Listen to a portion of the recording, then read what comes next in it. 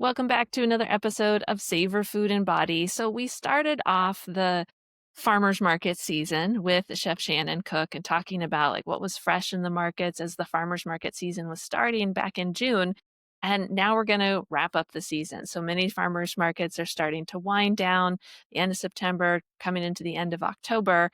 But the irony is that there's a lot of really beautiful produce and products to be had at farmers markets now. So, especially if you've got some plans for doing some fun things for holiday cooking, now's a really great time to get in on what's fresh at the farmers markets. No matter where you live, we're going to be talking about Seattle farmers markets, but it's a great way to go and get what's fresh of the season. And Chef Shannon's going to tell us what's out there and what we can do with it. So, thanks for coming back on the podcast, Shannon. Thank you for having me. So I think this time of year is a little bittersweet, right? So we're literally and figuratively we're getting out of all of that wonderful corn and tomatoes and things that we've gotten so used to, just the bounty of summer harvest, but it's really just beginning. And it's kind of an exciting time. This is getting into harvest season, right? And the if you can imagine, those old fashioned pictures of the cornucopia with all of the beautiful produce coming out of it, those are things to expect. And this time of year is like super exciting as, people are starting to, plant different things. There's cold weather, vegetables, but we're still getting some of that last push of, fresh, delicious, fun, late summer, early fall kinds of vegetables and fruits. So, there's a lot happening in my garden. Not happening. Like the last little bits of figs are just like, well, sorry, and the tomatoes are, they're just like there's just a few left on the vine, but really we're getting into rain here in Seattle, so they're starting to split. So, but my tomatillos are, still they're still busting out blossoms and starting to fatten up. And there's still a couple zucchini, and I, picked the grapes and quince and all of that. So, it's kind of some of the things I wanted to talk about today. So some of the things that I've picked up at the market, or some of the things that I have had, growing in my yard is quince. So quince is really, you and I were talking about this earlier. Quince is one of those fruits that people just do not know what to do with, or they Yeah, really, that's me. yeah. So here's an example of one, and this is from my tree, and this is a quince. It's kind of a knobby looking, pear like fruit. It has an incredible perfume. The first time I came across quince, really, other than, growing in people's yards and not really knowing what to do with it, I went to and maybe you've gone there before.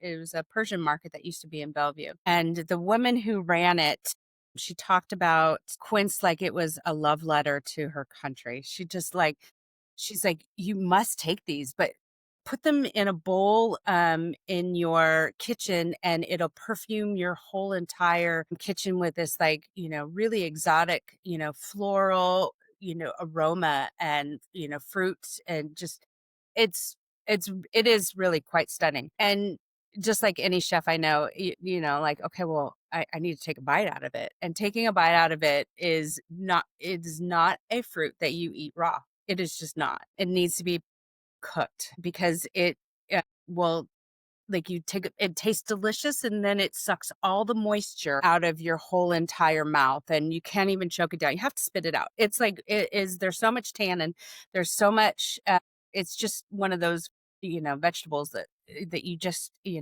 need to, or fruits that you need to process. So So kinda similar to cranberries in a way, like, we don't eat kind of, though I eat cranberries those raw raw too. either. I do, but I love that sweet tart, the tart, more tart the better for me. But that's just my personal thing. But yes, you need to process this. So yeah, it's not something that you're just gonna be like, I'm gonna eat this.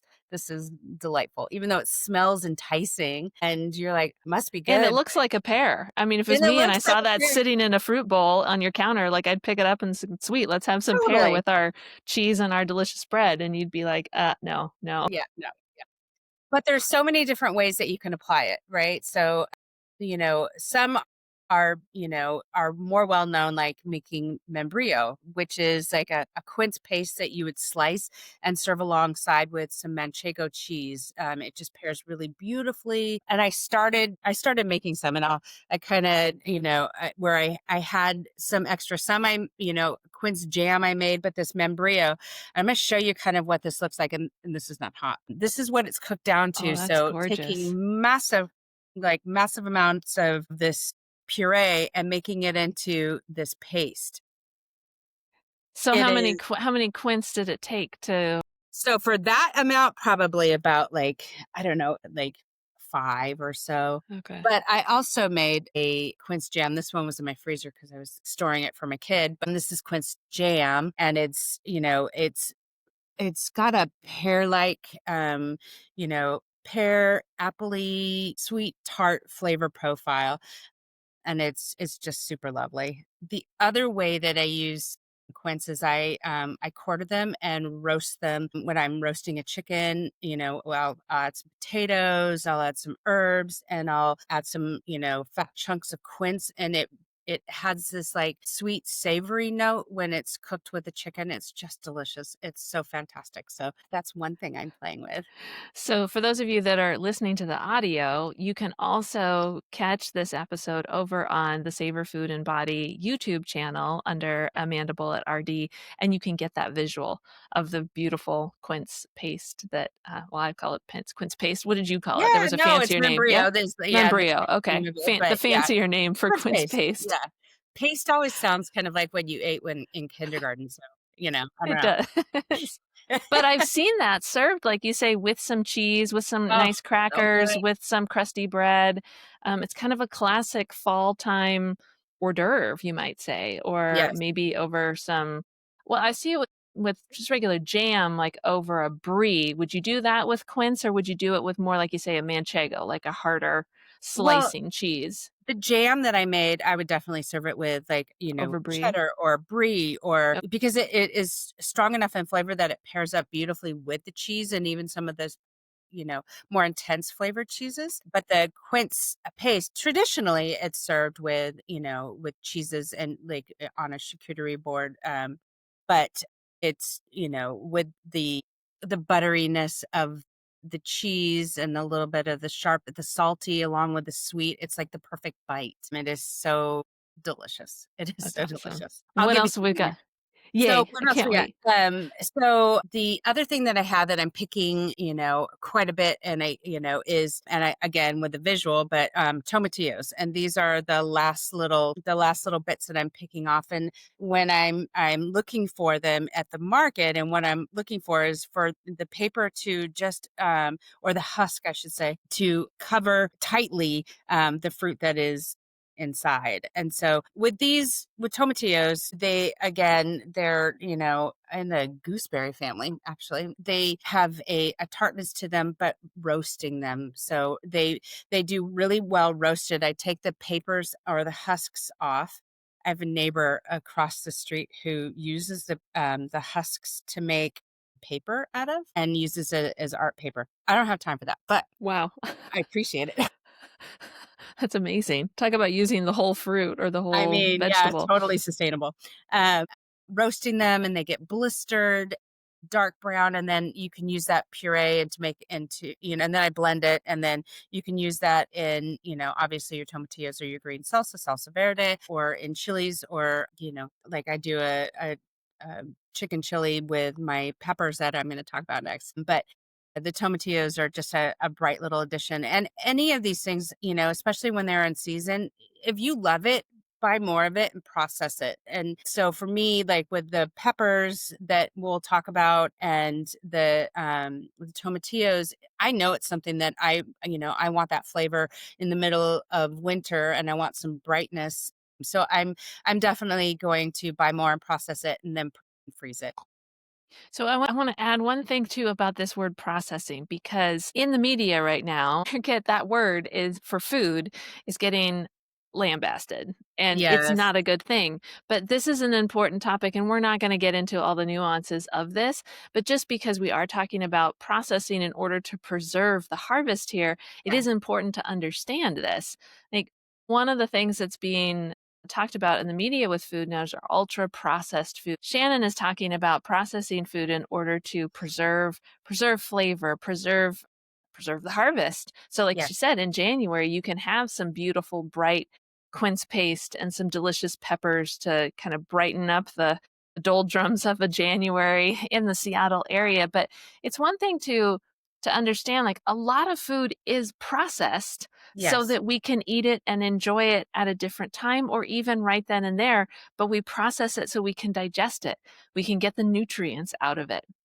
So I know most people are going to understand that there's a difference between a bag of potato chips, for example, and making home fries Yeah. in your oven, but it's important to note that that's a difference and that is not what our culture is kind of demonizing processing food right now, but it's not the same thing. Right. And oftentimes we need to do, well, a lot of the times we need to process food again to get the nutrients and to get a satisfying eating experience. Like she said with quince, if you just took a bite out of a quince, the straight whole You would food in never its eat whole another one form, again. you Yeah. wouldn't want it again. It would be a terrible experience. So I think that's an important thing to keep in mind when you're hearing this word processing getting such a bad rap in the media right now, is that it's not necessarily a bad thing. Right. And sometimes it's really important, in fact, to actually enjoy your food or to have a sustaining food supply through darker months or periods of where you don't have access to this beautiful produce. Okay, enough of that Yes. soapbox. So, peppers. What do you got with your peppers? So peppers. So that it's other thing that I love to, to process for later, like having them in soups and stews and salsas. One of the things that I do, and this is really super easy to do. There's a couple different ones. I have like these hatch chilies here, and I have some poblanos. And one of some of the things to look for is making sure, like, if it's a this like hatch chili, that you're picking ones that are bright and green, that they haven't started to color.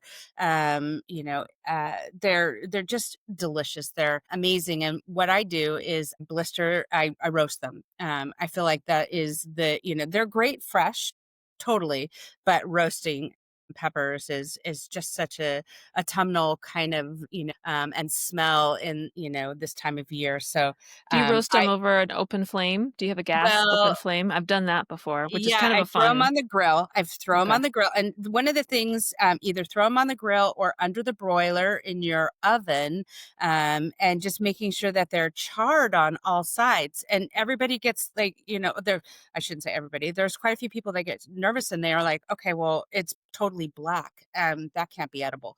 But that peels right away. Underneath is like this soft, supple, roasted, beautiful pepper. So I take these and then I'll chop them up.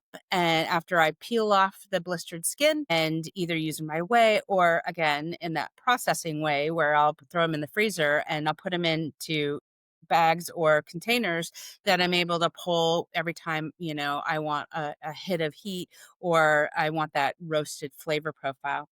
The poblanos, they're a little spicier, and we have them quite often in, like, things like chili rellenos and whatnot, but I do the same type of thing where I'll blister them, I'll peel them, and I'll cut a little slit, and you can stuff them with, you know, lamb and rice and cheese stuffing or with cheese and whatever you want in them. You don't have to deep fry them. They're already roasted, but you can cover them with a lovely tomatillo sauce, a chili verde on top, and it is amazing. So one of the things that I look for when I'm buying these poblanos is that they're uniform in shape. They're not knobbly, is that a word? Knobbly. And so they're not, terribly knobby, and that they're easy to peel and process. And so there's not a lot of nooks and crannies, and and larger ones that I'll use specifically for stuffing. But I also love them, just throwing into to stews as well. I have a not safe for our next little section of stuff that I bought. Not safe for the home viewer, maybe? I don't know, but it's tell me more. For sensitive eyes, maybe For just go for sensitive the eyes. audio on this one. Yes, but, so squash is coming into season, the winter squash Love is winter coming into squash. season, so it's the last little bits of the, the summer squash like zucchini, and, which I love zucchini. I know that people are just inundated, I'm like, "More and more," and, winter squash, so I'll show you my picture in a minute, but, the, last of the zucchini, quick little recipe is something I make quite a bit is I'll saute onions and garlic, and then I'll add chopped zucchini, and then I'll throw in spinach and kale and potatoes. And when it's all nice and well, potatoes, and then the kale, which you call angry lettuce, and then cook that down. And then right at the last second, and I'll do this with the veggie broth. And right at the last second, I'll add in some fresh spinach to give some color, and I'll puree it. And those potatoes make it really silky as a soup and supple. And it's just, it's the last little bits of zucchini that, going into the cozy season, how to make it into a soup. But my not safe for viewers is this. Here should be like that delicata. It's even better. Yeah, even better. It's a very phallic delicata. So this delicata squash. So one of the things that I do with the skin is edible. Same with this Mhm. like honey boat squash that we have. The skin is edible. You're just going to want to cut it and scoop out the seeds. And you can either roast the seeds, which I like to do, and roast it.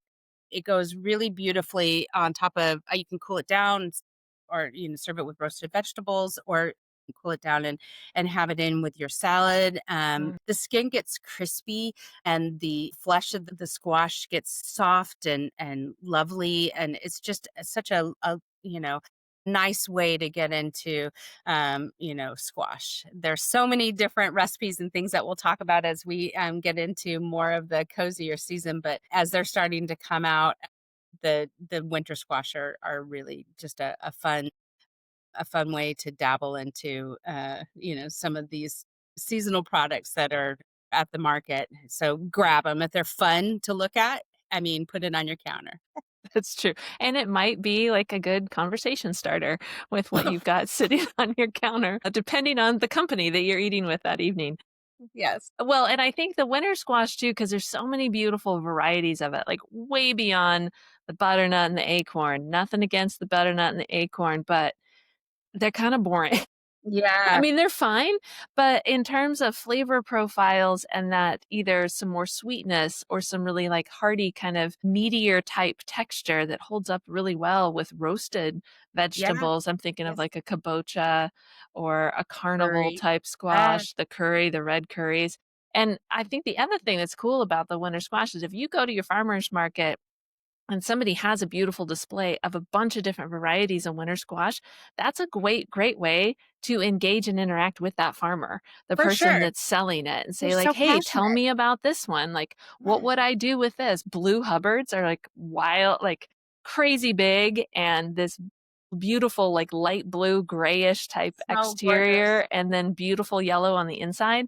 So that's another thing too, and encourage people to do this time of year is these farmers and even the people that are working at the farmers market, like they are at the end of a long, tiring season, but they are still so passionate about the Absolutely. food that they've been growing, what their growing season was like. And even though they might be really experienced at what they do, but every year is a little different.